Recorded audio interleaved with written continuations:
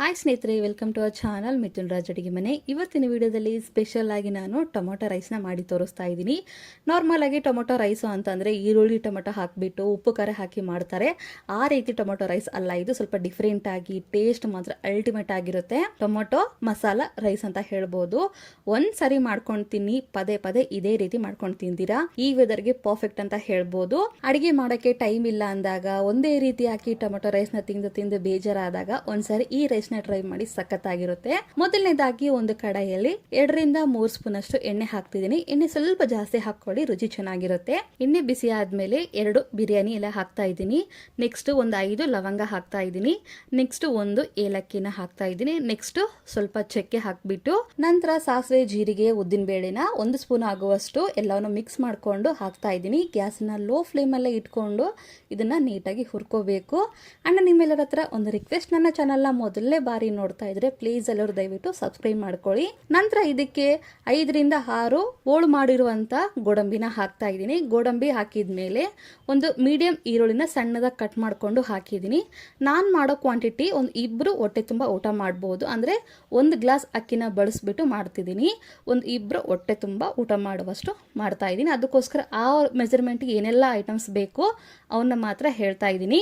ಈರುಳ್ಳಿ ಚೆನ್ನಾಗಿ ಫ್ರೈ ಮಾಡ್ಕೊಂಡಿದ್ಮೇಲೆ ಒಂದು 1/4 ಸ್ಪೂನ್ ಅಷ್ಟು ಶುಂಠಿ ಬೆಳ್ಳುಳ್ಳಿ ಪೇಸ್ಟ್, ನಂತರ ಮೀಡಿಯಂ ಸೈಜ್ ಆಗಿರುವಂತ 2 ಟೊಮೊಟೊನ ಸಣ್ಣ ಸಣ್ಣದಾಗಿ ಕಟ್ ಮಾಡ್ಕೊಂಡು ಹಾಕಿದ್ದೀನಿ. ಟೊಮೊಟೊನ ಹಾಕಿ ಗ್ಯಾಸ್ ಅನ್ನ ಮೀಡಿಯಂ ಫ್ಲೇಮ್ ಅಲ್ಲಿ ಇಟ್ಕೊಂಡು ಚೆನ್ನಾಗಿ ಫ್ರೈ ಮಾಡ್ಕೊಳ್ಳೋಣ. ಟೊಮೊಟೊ ಸ್ವಲ್ಪ ಮೆತ್ತಗಾಗಬೇಕು. ಅಂದ್ರೆ ನಾನು ಇಲ್ಲಿ ಕರಿಬೇವನ್ನ ಹಾಕೋದು ಮರ್ತೋಗಿದ್ದೀನಿ.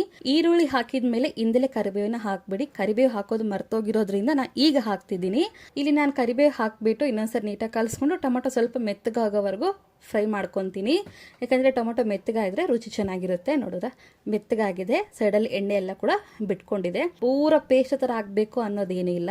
ನಂತರ ಇದಕ್ಕೆ ಮಸಾಲೆಗಳನ್ನ ಹಾಕ್ಕೊಂತ ಹೋಗೋಣ. 1/4 ಸ್ಪೂನ್ ಅಷ್ಟು ಗರಂ ಮಸಾಲ, ರುಚಿಗೆ ತಕ್ಕಷ್ಟು ಉಪ್ಪು, ಸ್ವಲ್ಪ ಅರಿಶಿನ ಪುಡಿ ಹಾಕ್ತಾ ಇದ್ದೀನಿ. 1/4 ಸ್ಪೂನ್ ಅಷ್ಟು ಧನಿಯಾ ಪೌಡರ್ನ ಹಾಕ್ತಾ ಇದ್ದೀನಿ. ಖಾರ ನಿಮಗೆ ಎಷ್ಟು ಬೇಕಷ್ಟು ನೋಡ್ಕೊಂಡು ಹಾಕೊಳ್ಳಿ. ನಾನು ಇಲ್ಲಿ 3/4 ಸ್ಪೂನ್ ಅಷ್ಟು ಖಾರ ಹಾಕ್ತಿದ್ದೀನಿ. ಯಾಕಂದ್ರೆ ಸ್ವಲ್ಪ ಸ್ಪೈಸಿ ಆಗಿದ್ರೆ ಚೆನ್ನಾಗಿರುತ್ತೆ.